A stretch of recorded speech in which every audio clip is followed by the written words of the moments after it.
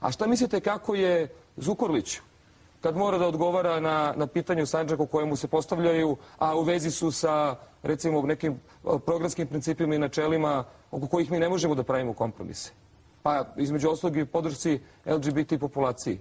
Pa ja ne znam nijednog verskog velikodostojnika u Srbiji osim njega, koji je rekao da privrženost i borba LDP-a za ljudska prava svake manjine nije suprotna principima religije. To je rekao i za LGBT populaciju. Tačno. Kada je to rekao? Prošle nedelje.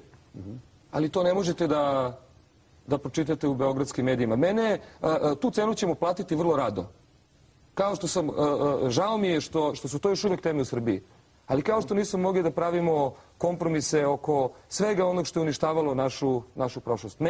Ja mislim da je Bošnjacima mesto u srpskom parlamentu. Sandžačke internet novine sandžakinfo.net